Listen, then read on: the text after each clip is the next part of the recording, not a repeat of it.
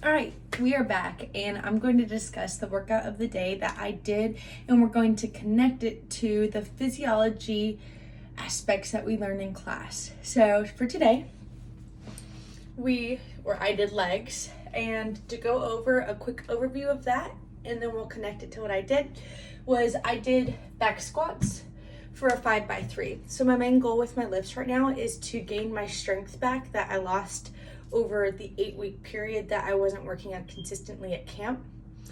And then I went into a superset of front squats and sissy squats. I did a 3x5 to 7 with a 3-second pause at the bottom for the front squats. And then I did a 3x8 for my sissy squats. Then I did another superset of deficit lunges for 4x8 and RDLs with a barbell for 4x10. And then finally, I went into calf raises seated for 4x15. And then for my last exercise, I did back hyperextensions with weight for 4x10. So the main exercise that we're gonna be focusing on today is my back squats. So like I said, I am focusing on gaining my strength back. And so that is going to be a lot of explosive movement and concentrated weight. So something that we learned today was the phosphocreatine cycle. So I'm going to write a formula down on my whiteboard,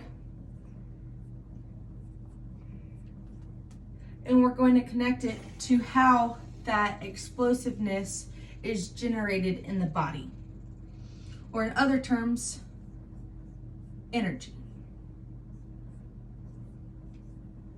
So this is the phosphocreatine cycle equation. Okay, so to break it down, we have phosphocreatine here. We have ADP, which is like the little brother to ATP, which is your energy. And so these two things combined, the phosphorus is donated to your ADP. And then we end up with an ATP and creatine. And that is the energy cycle that generates your body to do a 1 to 5 second burst.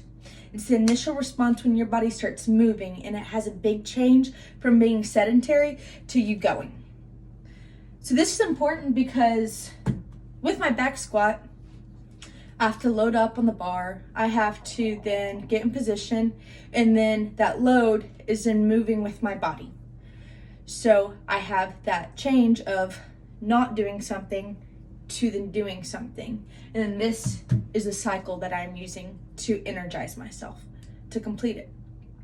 Now for myself, I do take supplements. I do take but I take creatine.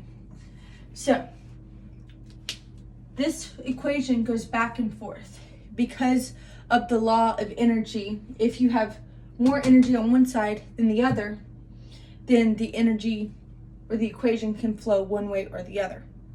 So if I have a surplus of ATP and creatine in my system, then the equation is going to go backwards and create phosphocreatine and ADP. So then I have it on reserve for then the next time that I do an explosive movement, or I'm sitting on G waiting on O to then move. That's all I have today. See you next time.